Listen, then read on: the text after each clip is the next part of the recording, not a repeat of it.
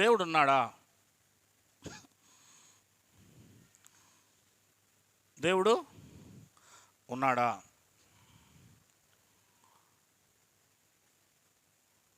నిజంగా దేవుడు లేకపోతే మేము ఎందుకు వస్తాం ఇక్కడికి అని మీరందరూ నా వైపు చూస్తున్నారు. మరి దేవుణ్ణి చూస్తారా? చూశారా?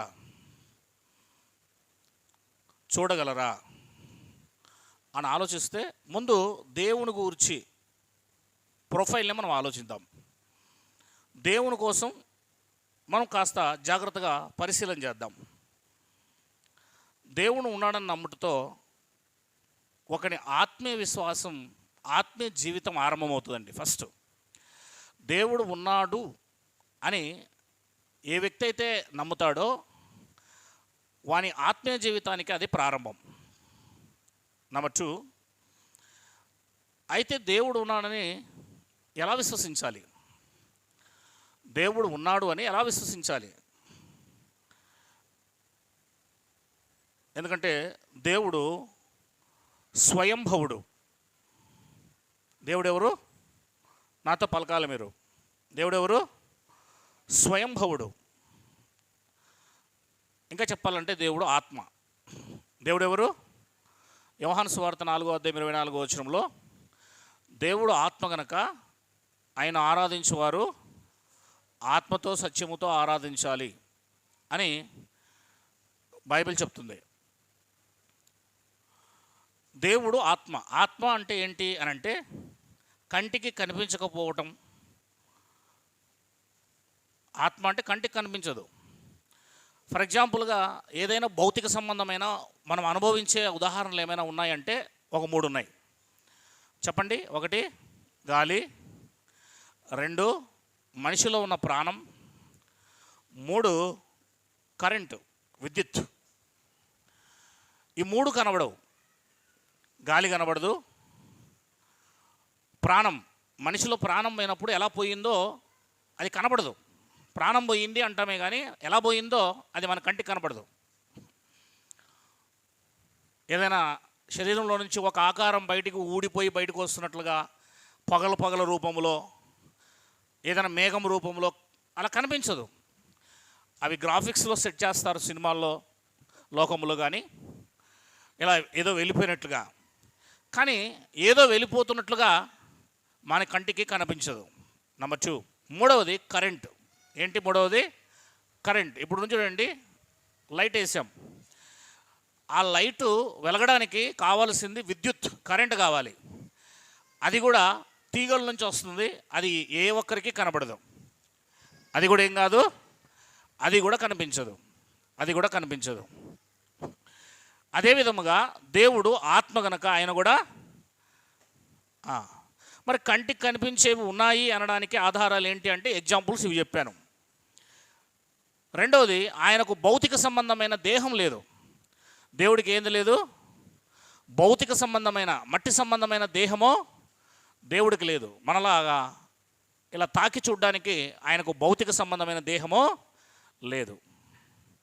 ఇకపోతే మరి దేవుడు ఉన్నాడు అనడానికి ఆధారాలు ఏంటి అంటే నెంబర్ 1 సృష్టి యొక్క ఆధారం తీసుకుందాం.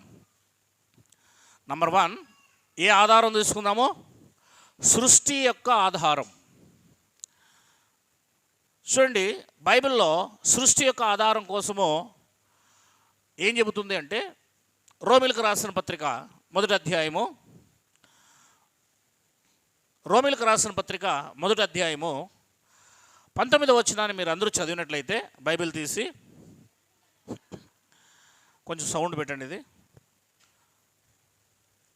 19వ వచనం చదవండమ్మా. ఎందుకనగా దేవుని గూర్చి తెలియ సఖ్యమైనది ఏదో అది మనుషుల మధ్య విషదమై ఉన్నది.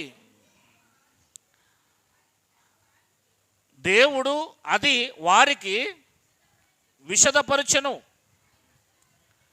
ఎలా విషదపరిచాడు? సౌండ్ పెట్టు. ఎలా విషదపరిచాడు?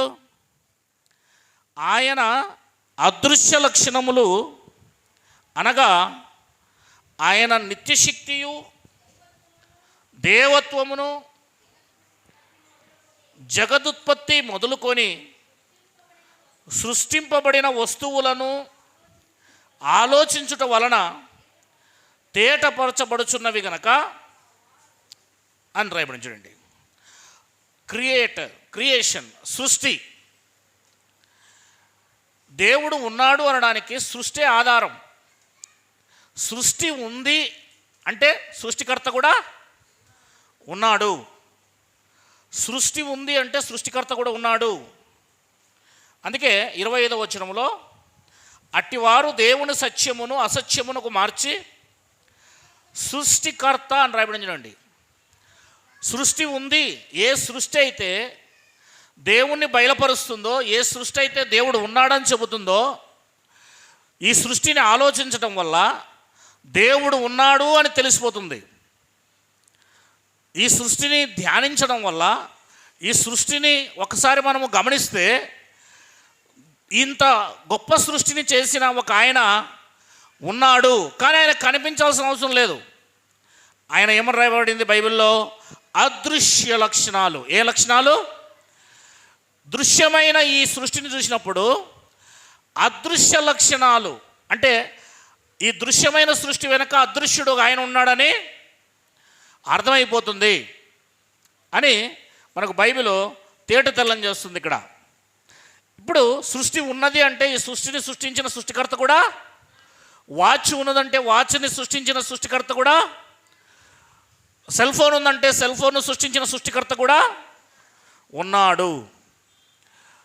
ఇంకా లోతుగా వెళ్తే కీర్తనల గ్రంథము 19వ కీర్తన 1వ వచనం నుంచి చూద్దాం. బేస్ పెట్టు. ఆకాశములు దేవుని మహిమను వివరించుచున్నవే, అంతరిక్షము ఆయన చేతి పనిని ప్రచురించుచున్నదే, పగటికి పగులు బోధించుచున్నదే, రాత్రికి రాత్రి జ్ఞానం తెలుపుచున్నదే. వాటికి భాష లేదు, మాటలు లేవు, వాటి స్వరం వినబడదు. వాటి కొనలు భూమి ఎందంతటా వ్యాపించి ఉన్నది. లోక దిగాంతముల వరకు వాటి ప్రకటనలు బయలు వెలుచున్నవి. వాటిలో ఆయన సూర్యునికి గుడారము వేసెను. సౌండ్ 6 నీటికి చేయి. ఆకాశములు దేవుని మహిమను వివరిస్తున్నాయి. ఆకాశములు ఏమి వివరిస్తున్నాయి? దేవుడు ఉన్నాడు అని ఈ ఆకాశము వివరిస్తుంది, దేవుని మహిమను వివరిస్తుంది. అంతరిక్షము ఆయన చేతి పనిని ప్రచురపరుస్తుంది. అంతరిక్షం మేము దేవుడు కలగజేస్తే కలిగాం. సూర్య చంద్ర నక్షత్రాలు గ్రహాలు వీటి వెనకాల మమ్మల్ని సృష్టించిన సృష్టికర్త ఉన్నాడు అని ఈ అంతరిక్షము చెబుతుందట. ఎందుకు అంటే వాటిని చూసినప్పుడు, వాటి సిస్టమేటిక్ను చూసినప్పుడు, వాటి నియమ నిబంధనలను కట్టడలను చూసినప్పుడు, పగటికి పగులు బోధించుచున్నది సూర్యుడు వచ్చి బోధిస్తున్నాడు, రాత్రికి రాత్రి జ్ఞానం తెలుపుచున్నది చంద్రుడు వస్తున్నాడు, నక్షత్రాలు వస్తున్నాయి. ఇవన్నీ కూడా ఏం చేస్తున్నాయంట? బోధ చేస్తున్నాయి. దేవుడు ఉన్నాడు, దేవుడు మమ్మల్ని సృష్టించాడు అంటూ సృష్టికర్తను తెలియజేస్తూ ఉన్నాయి. అంటే దేవుడు ఉన్నాడు అనడానికి సృష్టిని చూసినప్పుడు దేవుడు ఉన్నాడు అని ఆధారాలుగా బైబిల్లో నుంచి దేవుడు ఇస్తున్న ఆధారాలు. ఇకపోతే యోబు గ్రంథం 12వ అధ్యాయం 7వ వచనం చదవండి. అయినను మృగములను విచారించుము, అవి నీకు బోధించును. ఆకాశ పక్షులను విచారించుము, అవి నీకు తెలియజేయును. భూమిని గూర్చి ధ్యానించిన ఎడల అది నీకు బోధించును. సముద్రములోని చేపలను నీకు దాన్ని వివరించును. వీటన్నిటిని చూసినప్పుడు, ఆలోచించినప్పుడు దేవుని హస్తం వీటిని కలగజేసినని తెలుసుకొనలేనివాడు ఎవడు అని రాయబడింది. అంటే మృగాలను, సముద్రములో ఉన్న వాటిని, భూమి మీద ఉన్న జంతువులను, భూమి మీద ప్రాకు జంతువులను, ఆకాశములో ఎగిరే పక్షులను, సముద్రములో ఉన్న జలరాశులను, వీటన్నిటినీ చూసినప్పుడు వీటిని కలగజేసిన దేవుడు ఉన్నాడు. వీని వెనకాల ఈ జంతువులను కలగజేసిన దేవుడు, ఈ మత్స్యములు కలగజేసిన దేవుడు, ఈ ఆకాశ పక్షులు కలగజేసిన దేవుడు, వీటి వెనకాల సృష్టికర్త ఉన్నాడు అని, దేవుడు ఉన్నాడు అని ఈ సృష్టిలో ఉన్న జీవరాశులను చూసినప్పుడు మనకు దేవుడు సృష్టికర్త ఉన్నాడని అర్థమవుతుంది. సృష్టిని చూసినప్పుడు దేవుడు ఉన్నాడని అర్థమవుతుంది. సూర్య చంద్ర నక్షత్రాలను చూసినప్పుడు దేవుడు ఉన్నాడని అర్థమవుతుంది. దేవుడు ఉన్నాడు అని అర్థమవుతుంది. ఎవరో ఓ 4 కార్లు తీసుకొచ్చి రోడ్డు మీద నిలబెట్టారు అనుకోండి. అక్కడ దాంట్లో డ్రైవర్ లేకపోయినా ఆ 4 కార్లు వచ్చి రోడ్డు మీద నిలబడినా ఎవరో తీసుకొచ్చి ఇక్కడ కార్లని ఆపారు, నిలవబెట్టారు, దీన్ని ఎవరో డ్రైవింగ్ చేసుకొచ్చి ఇక్కడ తీసుకొచ్చారు అనుకుంటామా? అందులో డ్రైవర్ లేకపోయినా అది లాక్ చేయబడి ఉన్నా ఆ కార్లు అవంతకవే రాలేదు. దాన్ని డ్రైవ్ చేసుకుని వచ్చిన వారు ఎవరో ఉన్నారు, తీసుకొచ్చి అక్కడ నిలబెట్టారు. వాళ్ళు లేకపోయినా పర్వాలేదు. అలాగే ఈ సృష్టి ఏదైతే ఉందో, ఈ సృష్టిని కలగజేసిన దేవుడున్నాడు. ఆ దేవుడు ఉన్నాడు అని ఈ సృష్టి తెలియజేస్తుంది. ఈ సృష్టి బయలుపరుస్తుంది. ఈ సృష్టి తన బాధ్యతగా సృష్టికర్త ఉన్నాడు అని తెలియజేస్తుంది. ఇకపోతే అపోస్తుల కార్యములు 14వ అధ్యాయము, అపోస్తుల కార్యములు 14వ అధ్యాయము 17వ వచనాన్ని కూడా చదువుకుందాం.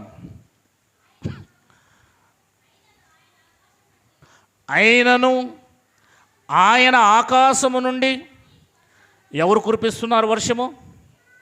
దేవుడు ఉన్నాడు అనడానికి ఈ యొక్క సృష్టిలో ఈ వర్షం పడడం కూడా, మేఘాలు రావడం కూడా, గాలి వీచడం కూడా దేవుడు ఉన్నాడు, వర్షాలు కురిపిస్తున్నాడు అనడానికి ఆధారం. అయినను ఆయన ఆకాశము నుండి మీకు వర్షమును, ఫలవంతములైన ఋతువులను దయచేయుచు, ఆహారమును అనుగ్రహించుచు, ఉల్లాసముతో మీ హృదయములను నింపుచు, మేలు చేయుట చేత నేను ఉన్నాను అని సాక్ష్యం లేకుండా చేయలేదని బిగ్గరగా చెప్పిరి. అంటే వర్షాన్ని కురిపిస్తున్నాడు, ఫలవంతమైన ఋతువులు వచ్చేటట్టు చేస్తున్నాడు. వర్షాకాలం, చలికాలం, ఎండాకాలం, గాలికాలం, ఇలా ప్రతి ఋతువులు వచ్చేటట్టు చేస్తున్నాడు. మీ హృదయాలను ఉల్లాసముతో నింపుతున్నాడు, మీకు ఆహారం ఇస్తున్నాడు, ఆకాశం నుండి వర్షాన్ని కురిపించి మీరు నీళ్లు తాగేలాగా చేస్తున్నాడు, మీ యొక్క పంటలు పండేలాగా చేస్తున్నాడు, మిమ్మల్ని బ్రతికింపజేస్తున్నాడు. నేను ఉన్నాను అని సాక్ష్యాన్ని పెట్టాడు. దీని వెనకాల నేను ఉన్నాను, వర్షాన్ని కురిపించేది నేనే, ఋతువులు రప్పించేది నేనే, మీకు ఆహారాన్ని ఇచ్చేది నేనే, మీ హృదయంలో ఉల్లాసాన్ని రేకెత్తించేది కూడా నేనే అని సాక్ష్యము ఒకటి ఉంచి ఉన్నాడు. దేవునికి మహిమ కలుగును గాక. దేవుడు ఉన్నాడు అనడానికి ఇప్పటిదాకా మనం దేని యొక్క ఆధారం తీసుకున్నామో? సృష్టి ఆధారము. ఏంటి? నంబర్ 2 ఇప్పుడు తీసుకోబోయే ఆధారము సృష్టి క్రమం యొక్క ఆధారం. అక్కడ కూర్చోమన్నా. సృష్టి క్రమం యొక్క ఆధారం తీసుకుందాం. నంబర్ 2 ఏంటి? సృష్టి యొక్క క్రమం. ఇవి మీరు గమనిస్తున్నప్పుడు సృష్టి దేవుడు ఉన్నాడని చెప్పినప్పుడు సృష్టి కంటే ముందుగా ఎవరు చెప్పాలి దేవుడు ఉన్నాడని? సృష్టి దేవుడు ఉన్నాడు అని చెబుతుంది. సృష్టింపబడినవన్నీ దేవుడు ఉన్నాడని చెబుతున్నాయి. కానీ మనిషి దేవుడు లేడని చెబుతున్నాడు. చెప్పాల్సిందే మనిషి, ఎందుకంటే దేవుని కుమారుడు మనిషి. సృష్టి దేవుని కుమారుడు కాదు. సృష్టి దేవుని కుమారులకు సేవ చేయడానికి ఉపయోగించబడ్డ ఒక పదార్థం మాత్రమే. సృష్టి దేవుని కుమారులకు ఉపయోగపడేది. ఆ సృష్టి దేవుడు ఉన్నాడని చెబుతుంది. సృష్టికర్త కుమారుడు దేవుడు ఉన్నాడు అని చెప్పలేకపోతున్నాడు. ఏది ఎక్కడున్నాడు కనబడడం లేదే, ఏది ఎక్కడున్నాడు కనబడడం లేదే అని చెబుతా ఉన్నాడు. సృష్టికర్త కుమారుడు మనిషి. ఇకపోతే సృష్టిలోని క్రమబద్ధతను చూసినప్పుడు అది కూడా మాకు ఉదాహరణ. చూద్దాం ఏంటా క్రమం అని అంటే 148వ కీర్తన మొదటి వచనం నుంచి చూడండి, తీయగలిగితే చదవండి. యెహోవాను స్తుతించుడి ఆకాశవాసులారా, యెహోవాను స్తుతించుడి ఉన్నత స్థలముల యొక్క నివాసములారా, ఆయనను స్తుతించుడి. ఆయన సైన్యములారా, మీరందరూ ఆయనను స్తుతించుడి. సూర్య చంద్ర నక్షత్రములారా, ఆయనను స్తుతించుడి. ఆయనను స్తుతించుడి. కాంతిగల నక్షత్రములారా, మీరందరూ ఆయనను స్తుతించుడి. పరమ ఆకాశములారా, ఆకాశం పైన ఉన్న జలములారా, ఆయనను స్తుతించుడి. యెహోవా ఆజ్ఞ ఇవ్వగా ఇవన్నీ కలిగాయి. అవి యెహోవా నామమును స్తుతించునుగాక. ఆయన వాటన్నిటికీ నిత్యస్థాయువులుగా స్థిరపరిచి ఉన్నాడు. ఆయన వాటికి కట్టడ నియమించెను, ఏదియు దాన్ని అతిక్రమింపదు. కట్టడ ప్రతిదానికి సృష్టిలో ఒక క్రమబద్ధత ఉంది, ఒక క్రమం ఉంది. సైన్స్ ధర్మం అంటాడు దాన్ని, ధర్మం, సృష్టి ధర్మం. ఏంటో ధర్మము? ఒక రోజుకి ఒక గంటకు ఎన్ని సెకండ్లు అండి? ఎన్ని నిమిషాలండి? ఒక గంటకి ఎన్ని నిమిషాలు? 60 నిమిషాలు. ఎప్పుడు కూడా క్రమం తప్పదు. ఆ తర్వాత ఒక రోజుకు ఎన్ని గంటలండి? 24 గంటలు. ఇది రావాలంటే ఏం జరగాలండి? భూమి తన చుట్టూ తాను ఒక రౌండ్ వేసి రావాలా? ఓకే, ఒక గంటకు 60 నిమిషాలు, 21 గంటలు, అట్లా అలాంటి గంటలు 24 అయితే ఒక దినము. చూసారా, క్రమం తప్పకుండా ఇది జరుగుతూనే ఉంటుంది. మనం చూస్తూనే ఉన్నాం. ఉదయం 6 గంటలకి సూర్యుడు వస్తే సాయంకాలం 6 గంటలకి అస్తమిస్తే, తిరిగి మరలా 6 నుంచి చీకటి అయితే ఉదయం మరలా తిరిగి 6 గంటలకి సూర్యుడు వస్తాడు. తూర్పు నుంచే ఉదయిస్తున్నాడు. మా నాన్న కాలం నుంచి, మా తాత కాలం నుంచి. ఎవరైనా చెప్పగలరా నా కాలంలో పడమర నుంచి ఉదయిస్తున్నాడని, ఉత్తరం నుంచి ఉదయిస్తున్నాడని, దక్షిణం నుంచి? ఎందుకు అక్కడి నుంచే ఉదయిస్తున్నాడు? దేవుడు పెట్టిన కట్టడ, క్రమం. మధ్యలో ఆగిపోతున్నాడు, మధ్యలో స్టక్ అయిపోతున్నాడు, లేకపోతే మధ్యలో క్రమం తప్పి వెనక్కి తిరుగుతున్నాడు. ఇలాంటివి ఏమైనా చెప్పగలమా? గడియారంలో ఆ బ్యాటరీ అయిపోతే, సెల్ అయిపోతే, ఆ ముళ్ళులు అక్కడక్కడ షేక్ అవుతూ కొట్టుకొని ఆగిపోతుంది కాసేపుకి. ఈ సృష్టి పుట్టినప్పటి నుంచి, సృష్టి కలిగినప్పటి నుంచి ఈ సృష్టి యొక్క క్రమం గంటకు 60 నిమిషాలు, ఒకరోజు 24 గంటలు. ఏ రకంగా అయితే క్రమంగా పోతూ ఉందో ఆ క్రమం ఇంతవరకు తప్పిపోలేదు. భూమి తన చుట్టూ తాను తిరిగే ఈ వరుస, ఈ తిరిగే విధానము ఇంతవరకు తప్పిపోలేదు అని శాస్త్రం చెబుతుంది, లోకములో ఉన్న జ్ఞానం చెప్తుంది. ఇకపోతే ఒక నెలకు 30 రోజులు లేదా 31 రోజు. ఆ తర్వాత దీనివల్ల ఎలా ఏర్పడుతుంది? చంద్రుడు భూమి చుట్టూ చంద్రుడు తిరుగుతాడు 15 రోజులకు ఒకసారి, 15 రోజులకు ఒకసారి. ఏమవుతుంది?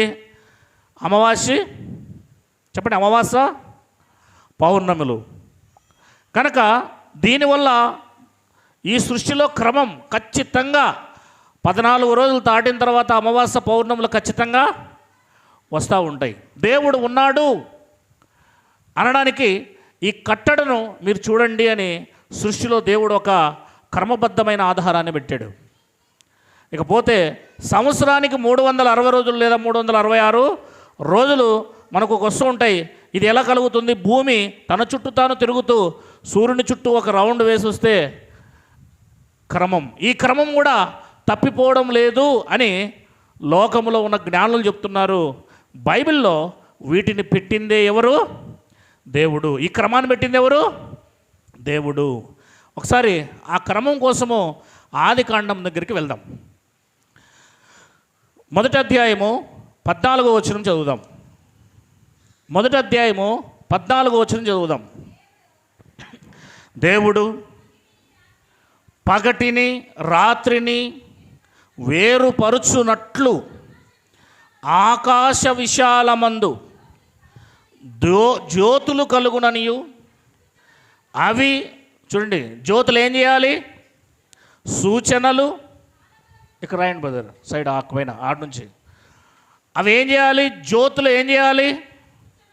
1 సూచనలు, 2 కాలములు, 3 దినము, 4 సంవత్సరములు సూచించుటకై ఉండునుగాక అని ఆయన దేవుడు పలికాడు. సూచనలు ఇవన్నీ ఏమిస్తాయి? చూసారా, దినం ఎలా వస్తుందో ఇంతకుముందే మాట్లాడాం. దినం ఎలా వస్తుందో, 24 గంటలు ఒక దినం. దానికి భూమి అవసరం, దానికి భూమి అవసరం. అందుకే అక్కడ ఒక దినం రావాలంటే భూమి అవసరం. 2 దినం తర్వాత ఏముంది?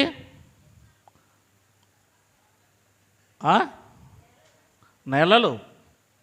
దినం తర్వాత ఏముంది? నెలలు రావాలంటే ఏమవసరం? చిన్న జ్యోతి అవసరం. ఏదవసరమో? చిన్న జ్యోతి అంటే చంద్రుడు. ఆ చంద్రుడు ద్వారా దేవుడు 15 రోజులకోసారి అమావాస్య పౌర్ణములు వచ్చేట్టుగా దేవుడు చేశాడు. ఇది 2వది చంద్రుడు. 3వది సూర్యుడు. ఎవరు? దాన్ని సంవత్సరం అన్నాడు అక్కడ. సంవత్సరం కాలము, దినము, సంవత్సరము సూచించినట్లు. ఈ సంవత్సరం అంటే 1 ఇయర్కి ఒకసారి 360 రోజులు లేదా 365 రోజులు అంటాం. సూర్యుడు అవసరం. అంటే దేవుడు వీటిని సృష్టించినప్పుడు ఏ క్రమంలో పెట్టాడో, ఏ పద్ధతిలో తిరగాలన్నాడో, 24 గంటలు మాత్రమే తిరగాలి భూమి. నువ్వు తిరిగి 360 రోజులు మాత్రమే సూర్యుని చుట్టూ తిరగాలి. 15 రోజులకు ఒకసారి మాత్రమే పౌర్ణమి అమావాస్యలు మాత్రం కావాలి అని దేవుడు వాటికి పెట్టిన కట్టడ 148వ కీర్తన 6వ వచనంలో ఆయన వాటిని నిత్య స్థాయువులుగా స్థిరపరచి ఉన్నాడు. ఆయన వాటికి కట్టడ నియమించెను, ఏదియు దాన్ని అతిక్రమింపదు. అంటే ఆదికాండములో దేవుడు సృష్టించేసేటప్పుడే వాటికి నియమించిన కట్టడ, రూల్, వాటికి నియమించిన పద్ధతిని, వాటికి నియమించిన వాటిని ఏమాత్రం కూడా అతిక్రమించకుండా నేటి వరకు లేదా సృష్టి ఉన్నంత వరకు అలాగే అవి తన క్రమాన్ని చూపిస్తూ, ఇప్పుడు సృష్టిలో ఉన్న వీటిని బట్టి మనం ఏం తెలుసుకుంటున్నాం? ఇప్పుడు సృష్టిలో ఉన్న క్రమం బట్టి దేవుడు ఉన్నాడు అని మనకు ఆధారం బయటకు వస్తుంది. ఇంకా ముందుకు పోతే అపోస్తుల కార్యములు 17వ అధ్యాయం, అపోస్తుల కార్యములు 17వ అధ్యాయం 24 వచ్చింది చదవండి.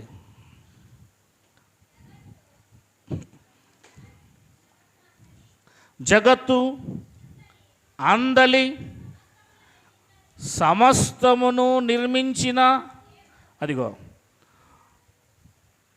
ఎవరట? దేవుడు. జగత్తును అందలి సమస్తమును నిర్మించిన దేవుడు తానే ఆకాశమునకు భూమికిని ప్రభువై ఉన్నందున హస్తకృతములైన ఆలయములో నివసింపడు. చెప్పండి, జగత్తు అంటే సృష్టి, అందులో ఉన్న సమస్తాన్ని కలిగించింది ఎవరు? దేవుడు. దేవుడు సర్వ సృష్టికి ప్రభువై ఉన్నాడు, పరిపాలించువాడై ఉన్నాడు, నడిపించువాడై ఉన్నాడు. 9వ అధ్యాయం నెహెమ్యా గ్రంథం, నెహెమ్యా గ్రంథం 9వ అధ్యాయం 6వ వచనం చదవండి. ఎవరు తీశారో వేగంగా వాళ్ళు చదివేసిండి.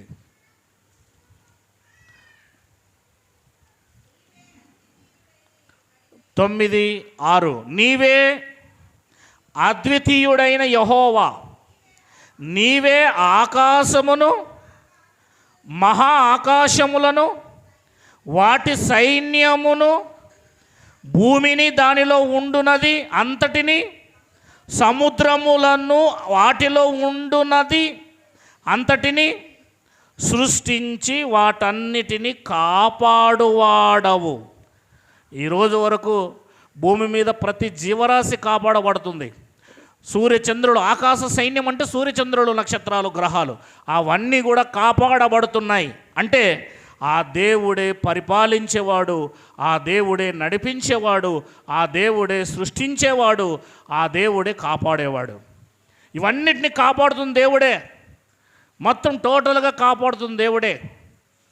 ఆకాశ సైన్యం అంతయు నీకే నమస్కారము చేయుచున్నది. ఆకాశ సైన్యం అంతా ఏం చేస్తుందంట? నమస్కారం. నమస్కారం అంటే అర్థం ఏంటి? ఇలా 2 చేతులతో ఇలా నమస్కారం చేస్తుందని కాదు. దేవుడు చెప్పిన కట్టడ ప్రకారము అవి నడుస్తున్నాయి, అవి క్రమంగా నడుస్తున్నాయి అని అర్థం. సృష్టికర్త ఉన్నాడు. ఎవరున్నారు? ఇర్మియా గ్రంథం 33:26. ఇర్మియా గ్రంథం 33:26. 33:26. ఒకరు చదివి ఇంకోరు చదివితే ఇబ్బంది అవుతుంది. కరెక్ట్గా చదవండి. భూమి ఆకాశములను పోటీ పడొద్దండి. 26. భూమి ఆకాశములను గూర్చిన విధులను. భూమి ఆకాశములకు విధులు ఉన్నాయి. విధులు అంటే రూల్, పద్ధతులు ఉన్నాయి. ఇలా ఉండాలి, ఇలాగే నువ్వు నడవాలి అని దేవుడు ఏం చేశాడు? ఆ విధులను నియమించింది ఎవరు? దేవుడే. భూమి ఆకాశములు గూర్చిన విధులను నియమించిన వాడును నేను. కాని ఎడల అబ్రహాము, ఇస్సాకు, యాకోబుల సంతానము ఏలుటకు అతని సంతాన సంబంధి అయిన ఏలికను ఏర్పరచుకొనక నేను యాకోబు సంతానపు వాడగు నా సేవకుడైన దావీదు సంతానమును విసర్జింతును. అంటే భూమి ఆకాశములు గూర్చిన విధులను ఎవరు నియమించారు? దేవుడే. ఇలా ఉండాలి, ఇలా నడవాలి అని దానికి విధించింది విధులను దేవుడే. కానీ మనిషి విధి తప్పిపోతున్నాడు. దేవుడు సృష్టికి మాత్రం విధులు తప్పడం లేదు అని చెప్పడానికి ప్రయత్నం చేశాడు. ఇంకొంచెం ముందుకు పోదాం. ఒకసారి యోబు గ్రంథంలోకి వెళ్దాం. 38. యోబు గ్రంథము 38వ అధ్యాయం మొదటి వచనం చదవండమ్మా. అప్పుడు యెహోవా సుడిగాలిలో నుండి ఈలాగు యోబునకు ప్రత్యుత్తరం ఇచ్చెను. జ్ఞానము లేని మాటలు చెప్పి ఆలోచనలు చెరుపుచున్న వీడెవడు? పౌరుషము తెచ్చుకొని నీ నడుము బిగించుకొనుము. నేను నీకు ప్రశ్న వేయుదును, నీవు దాని నాకు తెలియజెప్పుము. అడుగుతున్నాడు దేవుడు. నేను భూమికి పునాదులు వేసినప్పుడు దేవుడే భూమికి ఏం వేశాడు? పునాదులు వేశాడు. అంటే పునాదులు లేకుండా ఇల్లు ఉండదు కదా. అదేవిధంగా దేవుడు ఈ భూమికి ఏం వేశాడు? పునాదులు ఏంటో తర్వాత చూద్దాం. నీకు వివేకము కలిగి ఉన్నాడేలా చెప్పుము, నీకు తెలిసినడేలా దానికి పరిమాణమును నియమించినవాడు చెప్పుము. ఎవడో చెప్పుము. దాని మీద పరిమాణపు కొల వేసిన వాడెవడో చెప్పుము. దాని స్తంభముల పాదులు దేనితో కట్టబడినవో చెప్పుము. ఉదయ నక్షత్రములు ఏకముగా కూడి పాడినప్పుడు దేవదూతలందరూ ఆనందించి జయధ్వనులు చేసినప్పుడు దాని మూలరాతిని వేసిన వాడెవడు? సముద్రము దాని గర్భము నుండి పొర్లి రాగా తలుపుల చేత దాన్ని మూసిన వాడెవడు? నేను మేఘమును దానికి వస్త్రముగాను గాఢాంధకారమును దానికి పొత్తి గుడ్డగాను వేసినప్పుడు నీ ఉంటివా? దానికి సరిహద్దు నియమించి దానికి అడ్డగడియలను తలుపులను పెట్టినప్పుడు నీవు ఇంతవరకు కానీ మరి దగ్గరకు రాకూడదనియు, ఇక్కడనే నీ తరంగములు పొంగు ఆనపబడుననియు నేను చెప్పినప్పుడు సముద్రముతో నీ ఉంటివా?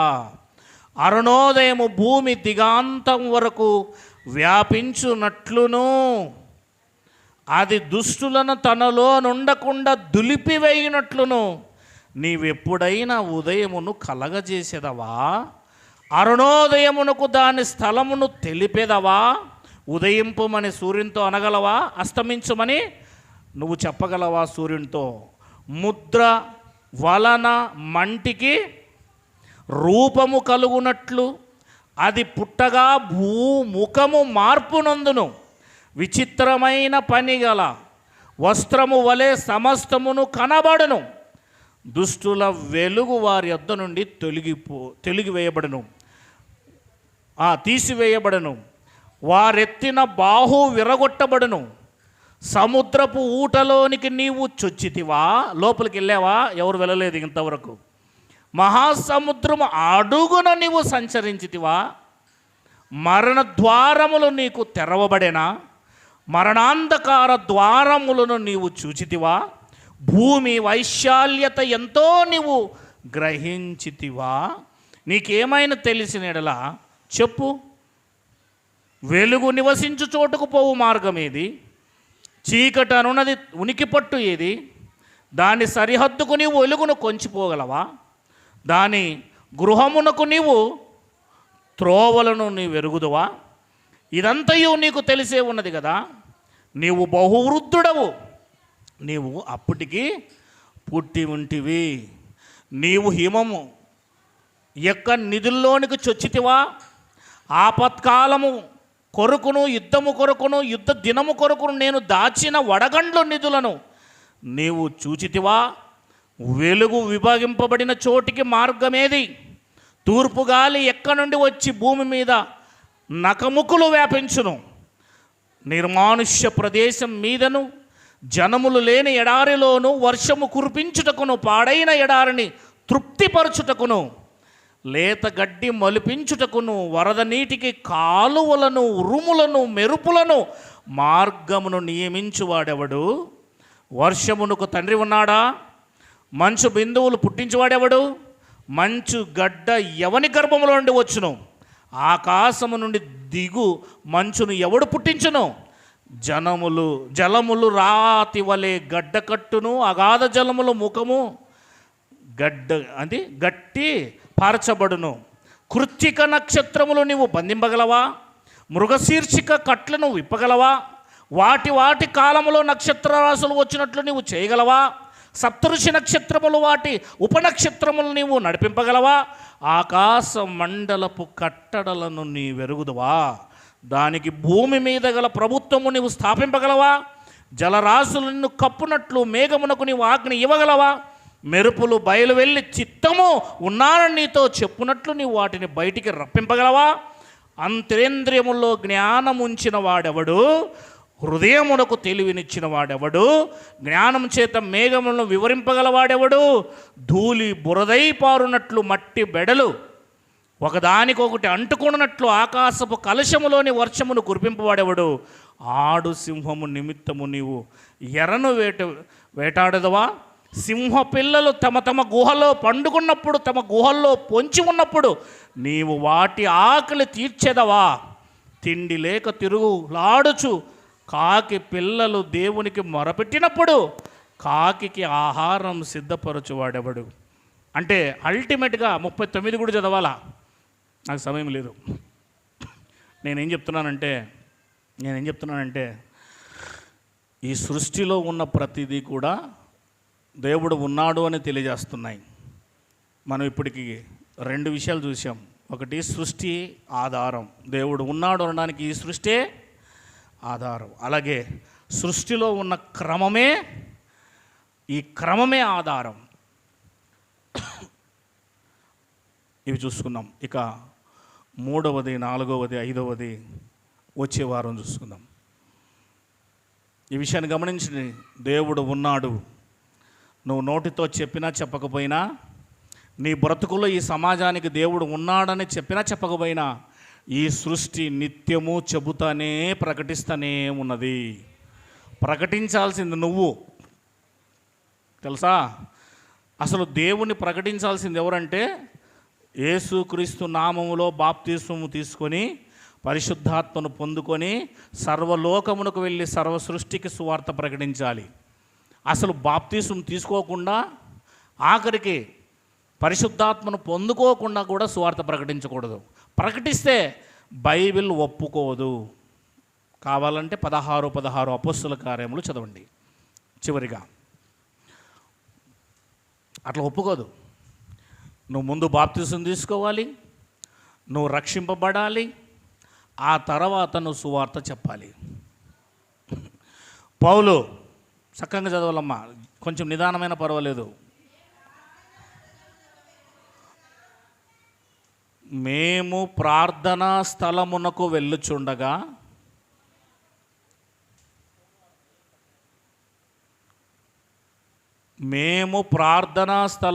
వెళ్ళుచుండగా పుతోను అను దెయ్యం పట్టిన చిన్నది. బైబిల్ చదవడం లేదు కాబట్టి అందుకే ఇట్లా అవుతున్నది. అదే బైబిల్ చదవం మనం. బైబిల్ అస్సలు చదవం. నిదానంగా స్పష్టంగా అర్థమయ్యేలాగా చదవండి. మరలా చెప్పండి అమ్మా. మిమ్మల్ని నమ్ముకొని ముందుకు పోయినామనుకో, నేను ఇబ్బంది పడతాను తర్వాత. మేము ప్రార్థనా స్థలమునకు వెళ్ళుచుండగా, ఏంది 10 మంది పలికితే నాకేం అర్థం కాదు. ఒక్కరు చెప్పండి.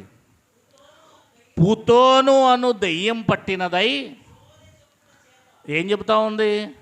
సోదె చెప్పుట చేత తన యజమానులకు బహులాభము సంపాదించుచు ఒక చిన్నది మాకు ఎదురుగా వచ్చింది. ఆమె పౌలును మమ్మును వెంబడించి. ఇప్పుడు ఈ సెంటెన్స్ 16:16లో సెంటెన్స్ ఎవరు చెప్తున్నారో చెప్పగలరా?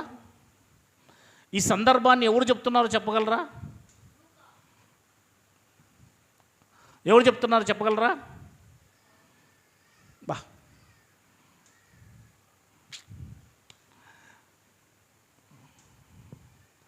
ఇస్కరియోతు యూదా లేదు, అబ్రహాం, ఎజ్రా, దావీదు, సొలొమోను. నేనే అని చెప్పండి ఊరికే, ఇంకెందుకు. లూకా చెప్తున్నాడు. ఎవరు చెప్తున్నారు? అలా సందర్భాన్ని చూడాలా. ఆ అధ్యాయము పేరు చెప్పగానే వెనక ముందు స్టోరీ అంతా తెలియాలా. దానికోసము 24 గంటలు కష్టపడాలా. దేవుని పట్ల, బైబిల్ పట్ల, వాక్యం పట్ల ఆరాధన భావం ఉంటే వస్తాయి. ఇప్పుడు చదవండి 17వ వచనము. ఆమె పౌలును మమ్ములను వెంబడించి, ఈ మనుష్యులు సర్వోన్నతుడైన దేవుని దాసులు, వీరు మీకు రక్షణా మార్గం ప్రకటించుటకు ప్రచురించువారై ఉన్నారు. కేకలు వేసి చెప్పింది ఎవరు? ఆ చిన్నది, పుతోను అనే దయ్యం పట్టిన ఆ చిన్నది. వీరు రక్షకుణ్ణి ప్రకటించడానికి వచ్చిన వాళ్ళు, వీరు యేసుక్రీస్తుని ప్రకటించడానికి వచ్చిన వాళ్ళు అని దెయ్యం పట్టిని చెప్తా ఉంది. మంచిగా చెప్తున్నావు అమ్మా, చాలా బాగా చెప్తున్నావు నువ్వు అన్నాడా పౌలు గారు? కమాన్.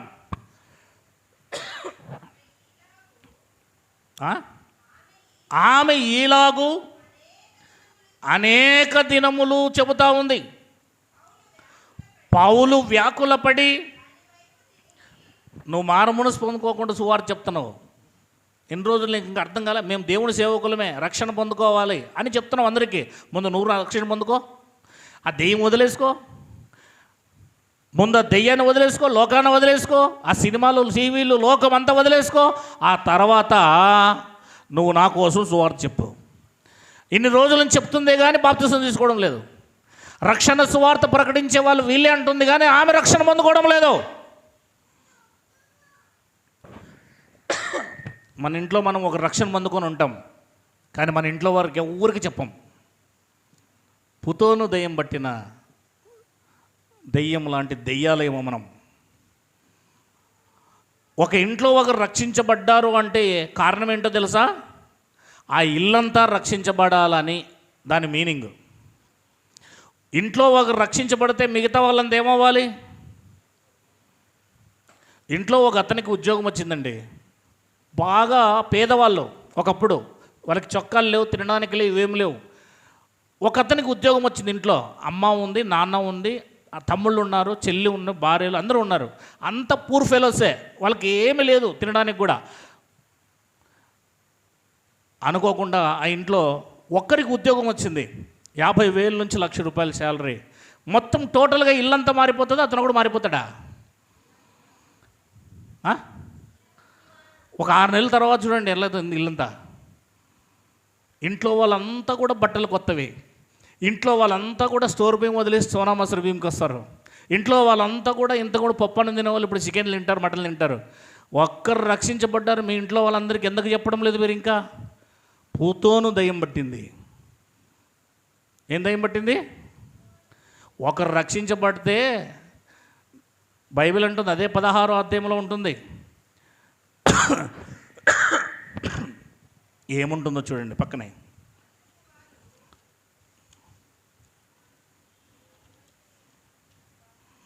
16వ అధ్యాయము 30వ వచనం. ఎన్నో వచనము? 31వ వచనం. అందుకు వారు, ముందు ఈ వచనం చదవాలి, 30వ వచనం. వారిని వెలుపలకు తీసుకుని వచ్చి, అయ్యలారా, రక్షణ పొందుటకు నేనేమి చెయ్యవలెను? నాయకుడు ఓన్గా అడిగాడు, సొంతంగా అడిగాడు. నేనన్నాడా? మా ఇంట్లో వాళ్ళంతా అన్నాడా? నేనేం చెయ్యాలి రక్షణ పొందుటకు అని అడిగాడండి, సొంతంగా అడిగాడు. అందుకు వారు, పౌలు శీలలు, ప్రభువైన యేసునందు విశ్వాసం ఉంచుము, నువ్వు ముందుంచు, అప్పుడు నువ్వు నిజంగా విశ్వాసం ఉంచితే, నీలో నిజంగా విశ్వాసం ఉంటే నీవును నీ ఇంటి వారును రక్షణ పొందుదురని చెప్పి అని రాయబడి చూడండి. నీలో నిజమైన విశ్వాసం ఉంటే నీ ఇంట్లో వాళ్ళంతా మారుతారు. ఇంకా ఇంట్లో వాళ్ళు మారలేదంటే నీవు చూపించే విశ్వాసము డూప్లికేట్ విశ్వాసం. నువ్వు విశ్వాసవి కావు, ఫస్ట్ మొదలు నువ్వు విశ్వాసవి కావు. అందుకే ఆ ఇంటికి వెళ్ళిన తర్వాత యేసుక్రీస్తు కోసము ఆ ఇంట్లో ఉన్న తల్లిదండ్రులు ఉండొచ్చు, పిల్లలు ఉండొచ్చు, భార్య ఉండవచ్చు, బామర్ది ఉండొచ్చు, అందరూ కూర్చొని రాత్రి 1 గంటప్పుడు వాక్యం విన్న తర్వాత వాళ్ళందరూ బాప్తిసం తీసుకున్నారా? ఆయన ఒక్కడే తీసుకున్నాడా? అతనికిని అతని ఇంటినున్న వారందరికీ దేవుని వాక్యం బోధించిరి. రాత్రి ఆ గడియలోనే అతడు వారిని తీసుకొని వచ్చి వారి గాయములు కడిగిన వెంటనే అతడును అతని ఇంటి వారందరూ బాప్తిస్మం పొందిరి. అది కొర్నేలి విషయంలోనైనా, అది జైలు అధికారి విషయంలోనైనా, అది లుదియమ్మ విషయంలోనైనా, అది ప్రతి ఇంటి వారి విషయంలోనైనా ఒక్కరు రక్షించబడితే మిగిలిన వారందరూ రక్షించబడాలి. నువ్వే రక్షించుకోవాలి, అది నీ బాధ్యత. నీ ఇంట్లో వారిని నువ్వు రక్షించుకోవాలి. వారు నరకానికి వెళ్ళిపోతూ నువ్వు పరలోకానికి వెళ్ళిపోతాను హాయిగా టాటా బాయ్ బాయ్ అని. ముందు నీకు పరలోకం అర్థం కాలేదు, నరకం అర్థం కాలేదు, అందుకే నీ ఇంట్లో వారిని నువ్వు రక్షించుకోలేకపోతున్నావు. ముందు నువ్వు రక్షించబడలేదు. 16వ అధ్యాయం 18వ వచనం. ఈమె ఇలాగు అనేక దినములు చేయిచుండెను గనక పౌలు వ్యాకుల పడి దాని వైపు తిరిగి, నీవు ఈమెను వదిలిపోమ్మని యేసుక్రీస్తు నామమున ఆజ్ఞాపించుచున్నానని ఆ దెయ్యముతో చెప్పెను. వెంటనే అది ఆమెను వదిలిపోయెను. ఎవరు చెప్పాలి సువార్త? బాప్తిసం తీసుకొని పరిశుద్ధాత్మను పొందుకొని దేవునిలో విశ్వాసం గలవారు సువార్త చెప్పాలి. అలా కాకుండా వేరే వాళ్ళు సువార్త చెప్పినట్లు మీరు బైబిల్లో చూడలేరు. కనుక సృష్టి సువార్త చెప్తుంది, సృష్టి దేవుడు ఉన్నాడని చెప్తుంది. నీవు దేవుడు ఉన్నాడని నువ్వు చెప్పాలని బైబిల్లో మత్తయి సువార్త 28:19, మార్కు సువార్త 16:15-16లో నీ మీద, నీ భుజాల మీద సువార్త భారాన్ని వేశాడు దేవుడు. సువార్త ప్రకటించకపోతే నాకు శ్రమ అని బైబిల్ చెప్తుంది. అసలు నిన్ను పిలిచిందే దేవుని సువార్త ప్రకటించడానికి, అనేకులను ఆత్మలు రక్షించడానికి. దేవుడి మాటలను దీవించునుగాక.